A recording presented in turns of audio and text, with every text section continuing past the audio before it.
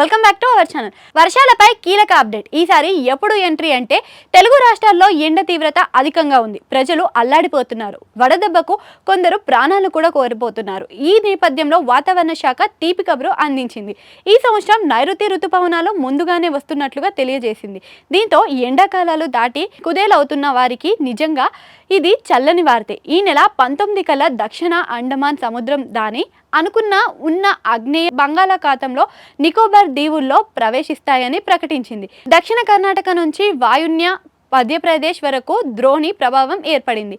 దీంతో రాబోయే 2-3 రోజుల్లో పిడుగులతో కూడిన వర్షాలు పడతాయని వాతావరణ శాఖ తెలిపింది. శ్రీకాకుళం, విజయనగరం, పార్వతీపురం, అల్లూరి సీతారామరాజు, విశాఖపట్నం, అనకాపల్లి, కాకినాడ, డాక్టర్ బిఆర్ అంబేద్కర్ కోనసీమ, ఉభయ గోదావరి, ఏలూరు, కృష్ణా జిల్లాలలో పిడుగులతో కూడిన వర్షాలు పడతాయని చెప్పింది.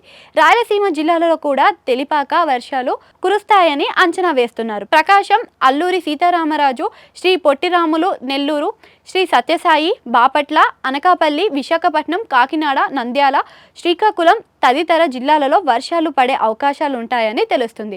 ఈసారి వర్షాలు ముందే రానుండడంతో రైతుల్లో కూడా సంతోషం కలుగుతుంది. అత్యధికంగా ప్రకాశం జిల్లా అలిపల్లిలో 79 మిల్లీమీటర్లు వర్షపాతం నమోదైంది. వేడి గాలుల నేపథ్యంలో చల్లటి వర్షాలు ఊరటనిస్తున్న రైతులకు మాత్రం ఇబ్బందులు కలుగజేస్తున్నాయి. సోమవారం ఏలూరు జిల్లా జిలుగుమిల్లిలో 41.2 డిగ్రీలు గరిష్ట ఉష్ణోగ్రత నమోదైంది. వేసవిలో వాతావరణ శాఖ మాత్రం మంచి కబురు పంపడంతో అందరూ సంతోషంగా ఉన్నారు.